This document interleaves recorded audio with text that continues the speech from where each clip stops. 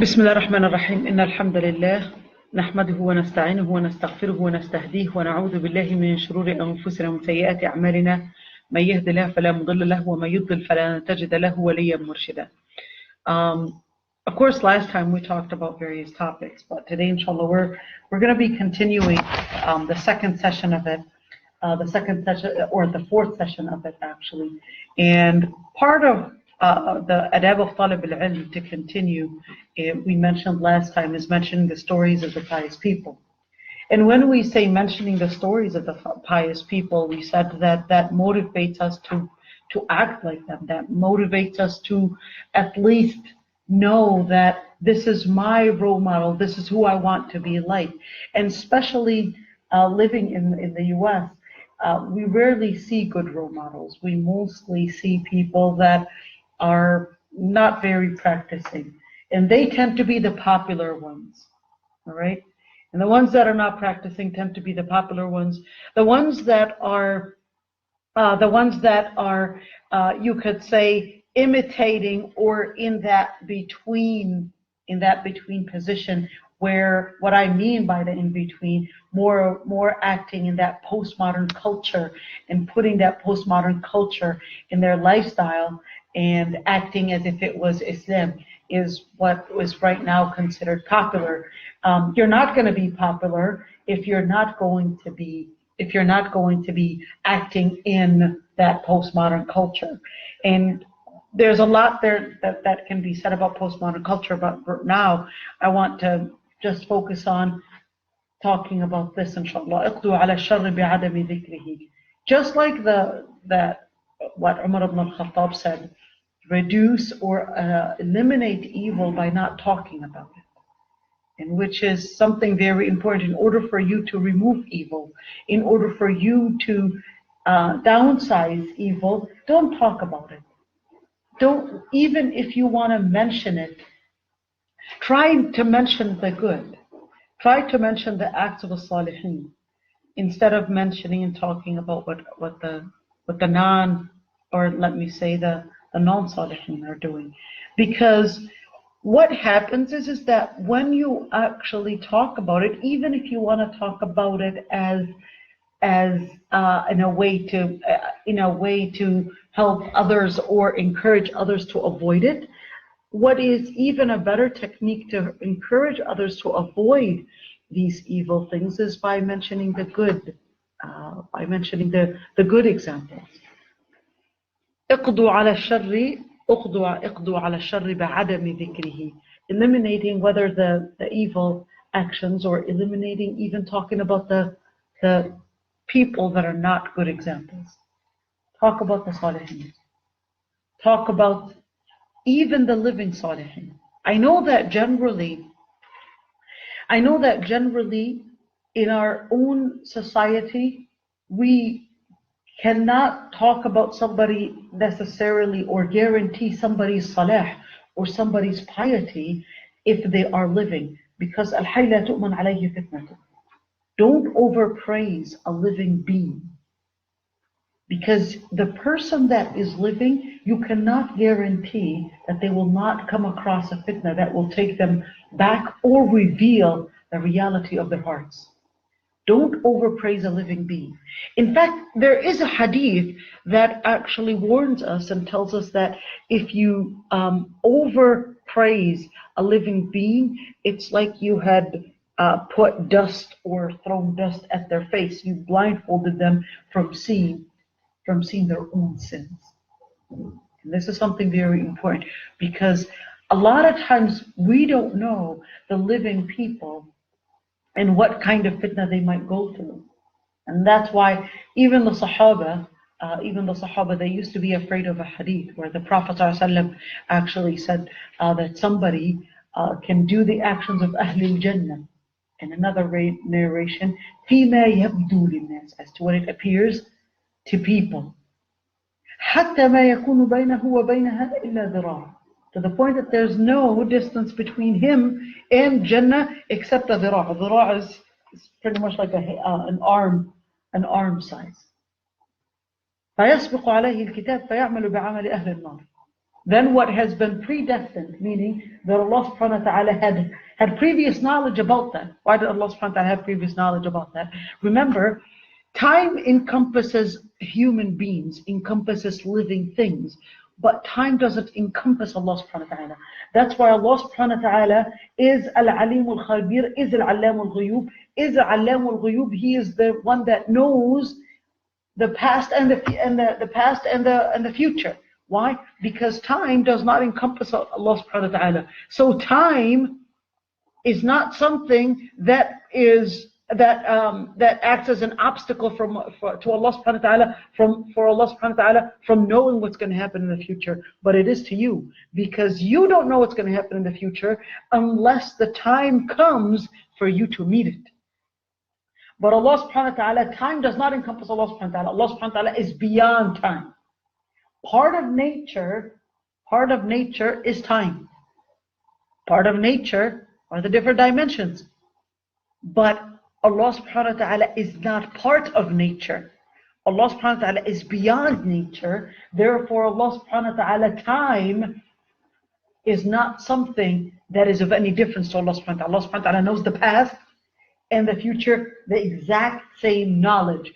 Allah subhanahu wa ta'ala does not increase knowledge by time, but we do. Because we're human, we're weak. Now, اقضوا على الشر بعدم ذكره. How did we get there? اقضوا على الشر بعدم ذكره.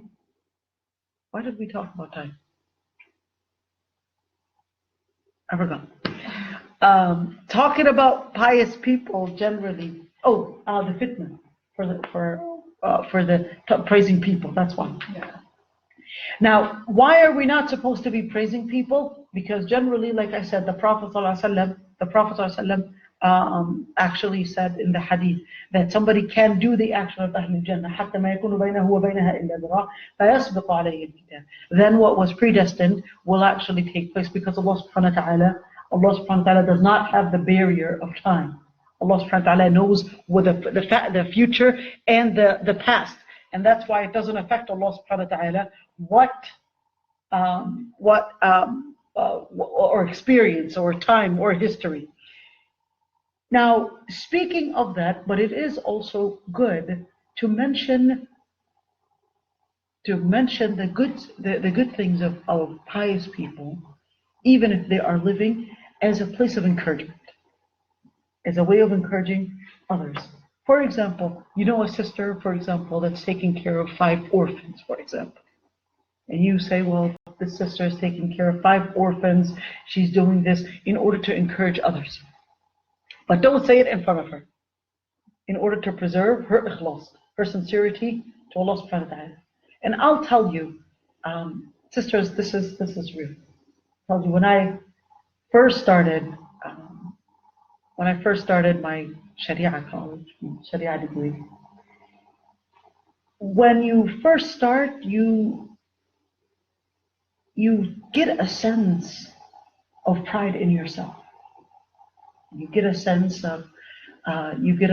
that, especially that you actually got to know most of the questions that you had on your mind, and you pretty much start getting a feeling to look down at others. This is wait up.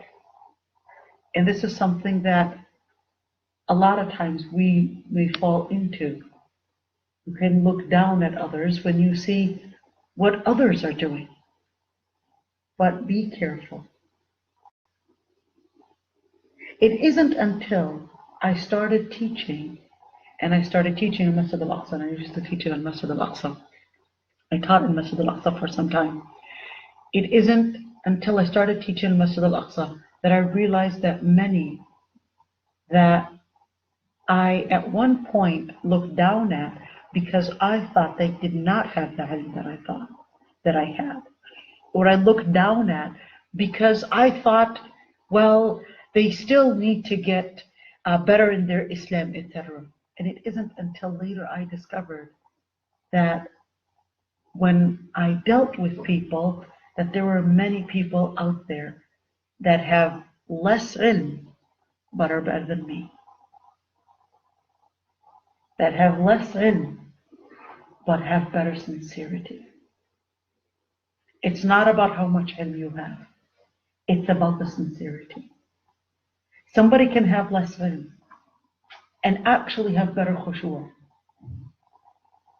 Somebody can be less practicing, or as to what it appears to you, but you realize that practicing or considered religious is not necessarily as to how many layers you're covering. I'm not saying hijab is not obligatory. No, hijab is obligatory, and it is part of what enhances our iman, and it is part of what enhances our spirituality. But a lot of times we may focus on the outside and not work on the inside. It's easier to focus on the outside. It's a lot easier to focus on the outside. Simple. All you need to do is get another layer of niqab. That's all it needs. Another hijab, another mandil, another hijab. Put 3 minutes. You may think that, oh, that's all it needs. Sure, I'll wear a coat too. That's not necessarily what it takes. It's working on your heart is harder than working on the outside. Why? Because it requires sincerity. Because it requires a moment of facing your own desires or your own hawa. Because it takes a moment for you to realize the reality of your own self. And we don't want to realize the reality of our own selves. Because our ego steps in, our shaitan steps in to convince us that we're better. And that's why we become defensive when somebody else is criticizing us. We always think we're the center. Whenever we are at fault in something, we always want to convince ourselves that we have a good excuse for it. And subhanAllah, I mean, without us realizing, when we're just glued to our books or glued to learning, we may think at one point that fasad an-nas. We may think that everybody had become fasid, everybody had become bad, evil, lacking religiosity. There's a hadith where the Prophet ﷺ actually said, it has 2 narrations. Man qala halaka an-nas fahuwa ahlakuhum. There's another narration, faqad ahlakahum. Both interpretations actually have a totally different meaning. Number one is that whoever said that people are destructed, he's the one that destructed them. And the other interpretation, whoever said that people are destructed, then he's the one that's the most destructed out of all of them. Scary, huh?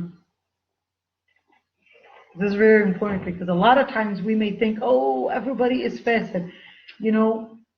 That's actually not true. There are many people out there. And in fact, when I say iqdu ala sharri ba'da adami dhikrihi, it's very important, although indeed there is lots of fitna. And I'll tell you, at least here in America, I mean, I think that the times that I have seen people that at one point this week, niqab and hijab and covering her face and covering all her body and so keen about this is bid'ah and that's not bid'ah. And then a week later, she's all tattoos and all piercing. I have never seen this, at least anywhere else in the world, where the person is salih one day and talih the other day. And this is really scary. And I've only seen it here, and especially during our time today. Our times that within these past 10 years. This is the most time that I've seen where the Prophet ﷺ actually said, يُصْبِحُ الرَّجُلُ مُؤْمِنًا وَيُمْسِي كَافِرًا. That a person will wake up mu'min and sleep kafir. Sleep kafir and wake up mu'min. This is the most time that I see it now. That she's mu'min today and a week later you're seeing her, what happened? How did she? A major flip. And that's why we should always ask Allah subhanahu wa ta'ala for thabat. You could never guarantee anybody's deen. You can never guarantee your own deen. But it's very important, even though you cannot guarantee anybody's deen, it's also still good to encourage us by talking about the good out there. By speaking about the good out there. There's a sister, mashallah, she finished memorizing the Quran. There's another shaykha with 10 qira'at, with 10 qira'at. There's this shaykha that specialized in such and such. Or this sister that's a mom, has 5 kids, and all of them hafid Quran. It's out there. It's out there. Let's not think that it's not out there. No, there are many women that I have seen. Women that have children were able to actually make their kids become hafid, all of them hafid, or excel even in school, excel in so many different ways. It's not impossible. In fact, the sad fact, or the sad thing that I have encountered is, may Allah subhanahu wa ta'ala preserve my own kids and preserve my own family, say Ameen. Is that unfortunately a lot of those that work in da'wah, whether it's shuyukh or shaykhat, unfortunately their children are the most ones that are far away from them. It's very sad. Why? Because a lot of times, from what I've realized, is that a lot of times the people that are teaching or the people that are studying may be so focused on their own teaching and their own classes that they might forget their own kids or their own family, or even implementing it on ground. In other words, they're so focused on giving classes about sabr and sincerity that they forgot to review themselves with it. This is very scary. It's so easy to give a halaqah or a lesson or a class about sabr, patience, but sabr is not a class or a halaqah to talk about. It's hardship to live. When you say it's hardship to live, it's something that I remember. This is just a story. I don't know if they're listening, but I'll tell you, it was so hard for me. One time I had one of my students actually got cancer. She's a 5-year-old girl, had cancer, and till this day, I mean, I must admit, I remember that moment when she got cancer and I was asked to make dua and all that. I couldn't hold myself, really. I couldn't hold myself because of the great sabr that the parents had. Because I imagined myself, if God forbid anything happens at least close to this, I don't know if I will have that sabr. The father, I don't know if he's listening to me, but the father, especially, and the mother, both, when the girl, I went to their home and the girl was lying down on bed. Both the father and the mother are doctors. And the father, because he specialized in, I think, respiratory system or something like that, he did the tests and then takes the x-ray and realizes that after doing all the different chemotherapy and bone marrow and all that the girl, that the chemotherapy and all the different treatments that they were trying to do wasn't going to work, or it didn't work. So takes the x-ray and then looks at the x-ray and then realizes that his daughter, his 5-year-old daughter, only has 2 weeks to live. Takes the x-ray, takes out all the machines, tells his wife, let's go home. Take your daughter, she's only got 2 weeks to live. This is real suffering. I don't know, it's so easy, it's such an easy word, I'll tell you. You guys are not mothers, but inshallah you will be mothers. There's nothing. A mother would, for a mother, feeling the pain herself is easier on her than seeing her child feel the pain. Yet the father, the mother who's a dentist, looks at the daughter and guess because of her specialty being a dentist and not a respiratory doctor, she looks at the daughter and she's realizing that that her daughter is breathing in a hard way. But the father just says, look at your daughter, she's taking her last breaths. I don't know how he was able to say these words. To actually look at his own daughter taking her last breath and just hold, not be able to do anything, and just right there watch his own daughter take her last breath. Till finally she dies, and I go to their house, and beautiful, very beautiful house, and the girl is lying right down there on the bed. Everybody is just looking at her. She's bald and 5-year-old girl and holding their tears until the dad asks me, is it okay for me to cry? He said, it is okay for you to cry.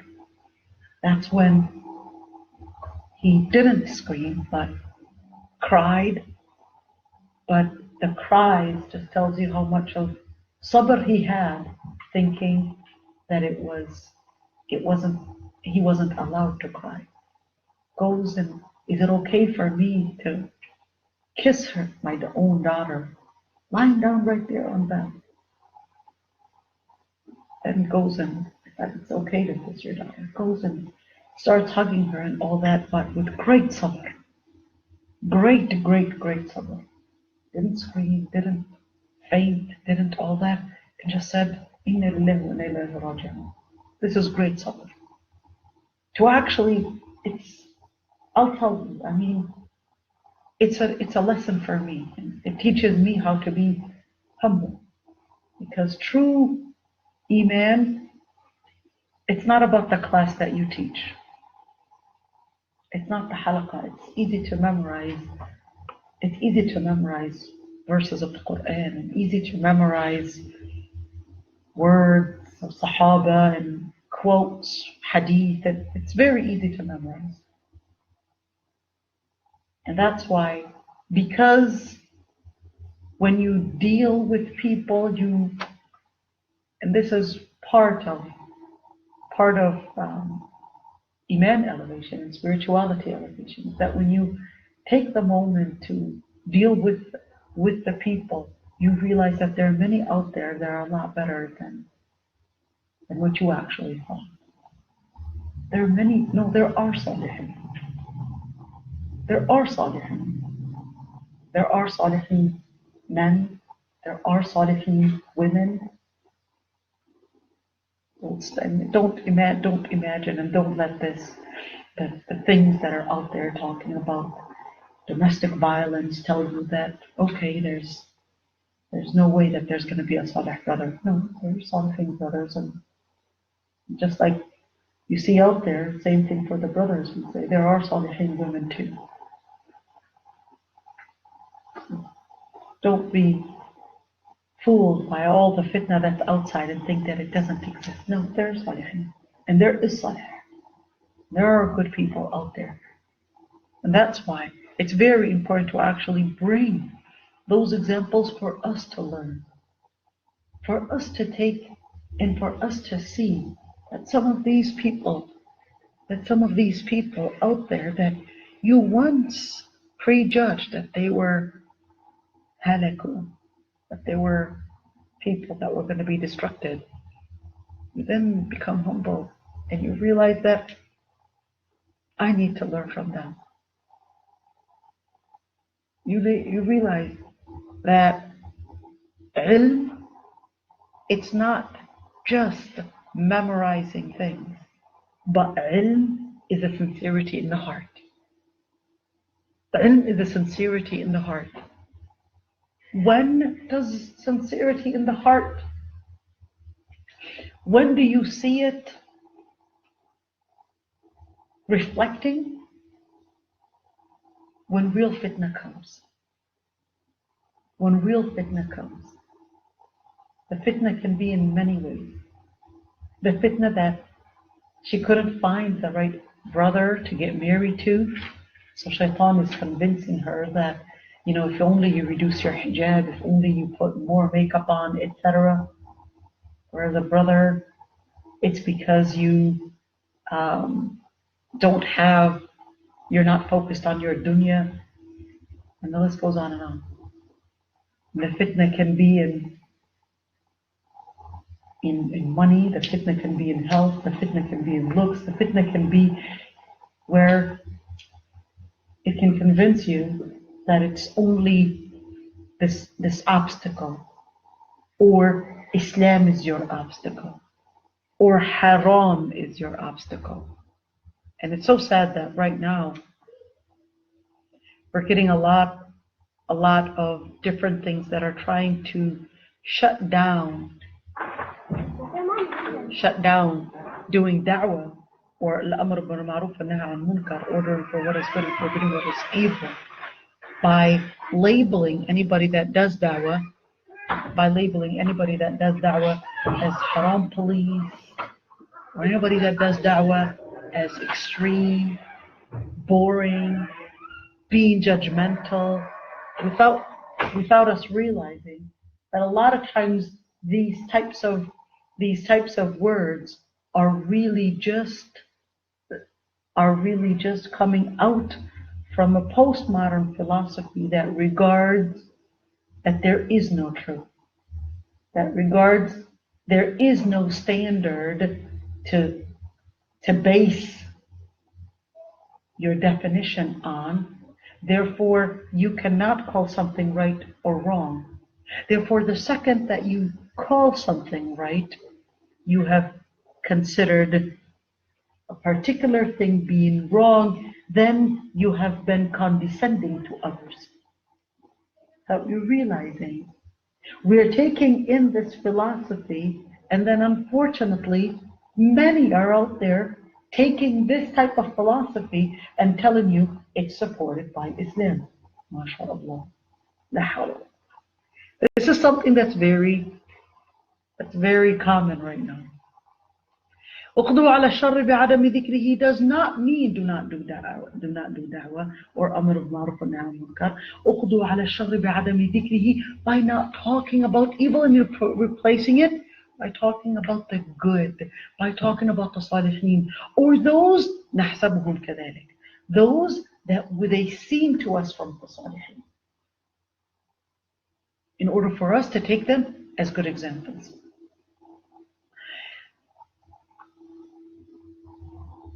Part of, we were again still talking about the adab for talib al ilm. Avoid silliness and act with dignity and self-esteem. And this is extremely very important. I believe we talked about it last time. In the postmodern and especially in the American culture, it's considered as being cool or not having an attitude if you're actually acting silly or joking too much. It's considered that you are fun, you're cool, without you realizing, this actually takes many into acting silly and losing their muru'ah. What is muru'ah? Muru'ah is having dignity and honor and respect. Part of muru'ah, Allah subhanahu wa ta'ala emphasized for women, وَلَا تَخْضَعْنَ بِالْقَوْلِ فَيَطْمَعَ الَّذِي فِي قَلْبِهِ مَرَضٌ, and do not speak with خضوع بالقلب. I'm going to talk about خضوع بالقلب. فيطمع الذي في قلبه مرض. فيطمع الذي في قلبه مرض. Do not speak in خضوع بالقول. What is خضوع بالقول?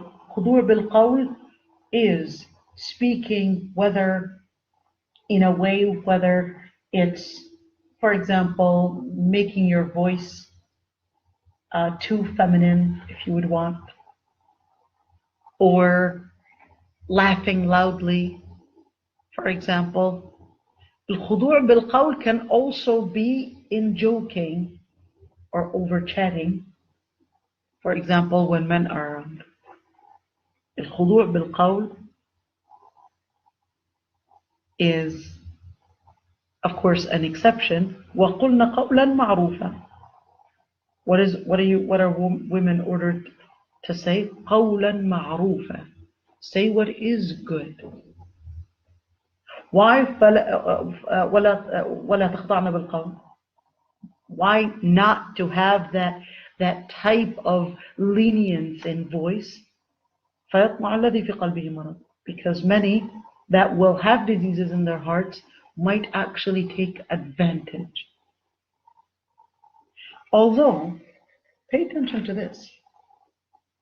Do the majority have diseases in their hearts or not? If you look at the ayah, الذي في قلبه مرض, meaning that the majority, because it put in that is a singular, meaning the majority are supposed to be not concerned about about the talk. Majority. But some will actually have the diseases in their heart and try to take advantage of you. And because some, even one, is too many. Even one is a big number in somebody taking advantage of you. Allah subhanahu wa ta'ala says, وَقُلْنَا قَوْلًا مَعْرُوفًا, and only say قَوْلًا مَعْرُوفًا. قَوْلًا مَعْرُوفًا, good talk, serious talk, not loud or joking when men are in public, etc. Now here, when we say avoiding silliness, we're talking about speaking in a manner that also brings muru'ah, also brings hayba. What is hayba? Also brings hayba, dignity, respect. So when the man that is hearing you will think many times and know that this isn't a woman that I can mess with. Because all he sees from you is a serious, honorable, and a respectable woman. He's not going to come cross. And that's when we say hayba, especially. Now this doesn't mean that you necessarily are going to be like that at all times, all right? It's okay as women, it's okay to actually act your own femininehood around your husband, at home, when non-mahram men are around. All right, it's okay. But when non-mahram men are around, the ayah is clear. You cannot have khudur bil-qawl at that time. وَقُلْنَا قَوْلًا مَعْرُوفًا. But when non-mahram men are around, women, just a women's setting, you could say, act yourself. But acting yourself doesn't mean overdoing it with silliness. Why? Because وَمَا يَلْفُظُ مِنْ قَوْلٍ إِلَّا لَدَيْهِ رَقِيبٌ عَتِيدٌ. Every single word that they say, Allah subhanahu wa ta'ala says, لَدَيْهِ رَقِيبٌ عَتِيدٌ. We have somebody supervising and watching every single word that they're saying. At the same time, Allah subhanahu wa ta'ala described Jannah, لا تسمع فيها لاغية. Why لا تسمع فيها لاغية? You cannot hear لغو. What is لغو? لغو is also that type of that type of silliness. Laghu can go in different categories. Laghu, remember Allah subhanahu wa ta'ala actually described al-mu'mineen that وَالَّذِينَ هُمْ عَنِ اللَّغْوِ مُعْرِضُونَ, that they stay away from laghu. What is laghu? Laghu can be in silly talk, can be in haram talk, can be in talk that is not beneficial. Can be in talk that is not beneficial. And this is something, unfortunately, that we mostly actually see in our life, where it's just being too silly. It doesn't mean that, or let me say, the Salihin, or even in the book, it's called مختصر منهاج القاصدين. That book is translated مختصر منهاج القاصدين, and he mentions that the amount of joking you want in your life is the amount of salt you put on food. Just put a little bit of salt, not too much. But unfortunately, in the postmodern world right now, it's actually the opposite. The amount of seriousness is most of the talk. The Salihin used to say سمي المزاح مزاحا لأنه زاح صاحبه عن الحق. The word muzah actually comes from, it actually means to joke, but you don't actually see it. Like if you look at the word here, muzah, it actually comes from the verb zaha. Zaha actually means to move. To move. And here they said the word muzah, or be joking, actually comes from the root zaha, because it moved the person that is joking, from truthfulness, from being just, from being honorable. And this is unfortunately very common during our time today. Al-Ahnaf ibn Qais, who was one of the Tabi'in, he never met the Prophet ﷺ, but he lived during the time of the Prophet ﷺ. Al-Ahnaf ibn Qais, he was known, and in fact the Prophet ﷺ made dua for Al-Ahnaf ibn Qais, even though he never met him. Al-Ahnaf ibn Qais, here's a small story about Al-Ahnaf ibn Qais. Al-Ahnaf ibn Qais was in his tribe, like in his city, and he hears from the Sahaba somebody making da'wah. The other people were mocking him, or mocking the Sahaba. So Al-Ahnaf ibn Qais starts telling the people, he's just telling you haqq, why are you mocking him? So the Sahabi later goes to the Prophet ﷺ and tells him there's a guy named Al-Ahnaf ibn Qais, and that he was actually following me, and he was telling people, don't mock him, he's saying something good. So the Prophet ﷺ said, Allahumma aghfir li-Ahnaf. Ya Allah, forgive Al-Ahnaf. Now Al-Ahnaf never got to meet the Prophet ﷺ, but at least he got the dua. At least he got the dua. Imagine, you guys, Ya Allah, having the Prophet ﷺ make dua for you. Amazing. Imagine the Prophet ﷺ making dua for you. Reminds me of the story of Julaybib. You guys know the story of Julaybib? Yeah. Where the Prophet ﷺ, Julaybibu minni wa ana min. Just a few days ago, nobody wanted to get him married. Why? Because he wasn't handsome, he was too ugly. This is something to teach girls, that when you want to choose a husband, you don't choose him for the looks. You choose him for his deen. His deen may be even something that will take you to Jannah. Right? And then the Prophet ﷺ holds him and he says, Julaybibu minni wa ana min. Imagine the Prophet ﷺ actually saying this about Julaybib, or saying this about you. And he said, Al-Ahnaf ibn Qais said, كثرة الضحك تذهب الهيبة. Too much laughter takes away the person's haiba, takes away the person's honor. Takes away the person's honor, so don't over laugh too much. Even the walk of the Prophet ﷺ had haiba, had honor. Where the person that, the haiba also has another meaning where it gives people respect to you. So for talib al-ilm and for the person that is teaching ilm, they have to have haiba.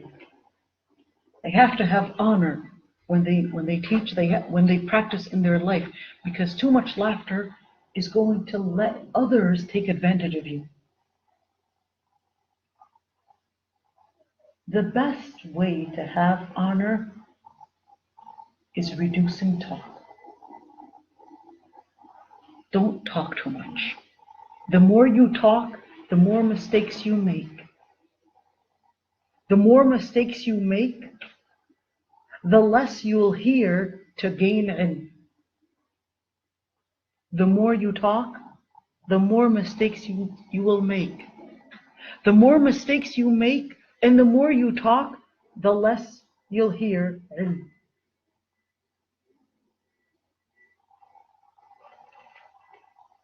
Haiba also comes with having others, when we say give you honor, meaning that they're afraid to transgress their limits.